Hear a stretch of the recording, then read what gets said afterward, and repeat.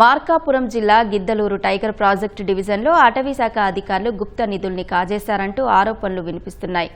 తురుమెల్ల అటవీ క్షేత్ర పరిధిలోని ఆరవీటికోట సెక్షన్లో ఎర్రగుంట్ల క్షోత్రియం భూముల్లోని బిగినపల్లికుంట వద్ద నెల కిందట తవ్వకాలు జరిగినట్లు ఆలస్యంగా వెలుగులోకి వచ్చింది. తురుమెల్ల అటవీ క్షేత్ర అధికారినితో ఉన్న పరిచయంతో వెలగలపాయ బీటు అధికారికి ఆరవీటికోట బీటు అధికారిగా అదనపు బాధ్యతలు అప్పగించారని తెలిసింది. ఈ క్రమంలో ఎర్రగొండపాలెంకి చెందిన గుప్త నిధుల ముఠా అందించిన సమాచారంతో తురుమెల్ల అటవీ క్షేత్ర అధికారిని బీటు అధికారి అర్ధవీడి సమీప గ్రామానికి చెందిన జేసీబీ యజమానితో కలిసి ఏప్రిల్లో తవ్వకాలు చేపట్టారు. ట్రైబల్ వాచర్ల సహాయంతో భారీగా తవ్వకాలు జరిపి గుప్త నిధులు కుండలు వెలికి తీశారన్న వార్తలు గుప్పుమన్నాయి. వాటిలో బంగారం, వజ్రాలు ఉన్నట్లు సమాచారం. అటవీ అధికారులిద్దరూ ప్రభుత్వ వాహనంపై కూర్చుని తీసుకున్న ఫోటోలు, వీడియోలను సామాజిక మాధ్యమాల్లో స్వయంగా పోస్టు చేశారు. కుండల్లో దొరికిన విలువైన సొత్తును అధికారులు ఏప్రిల్ 22న హైదరాబాద్లో విక్రయించేందుకు ప్రయత్నించి విఫలమయ్యారు.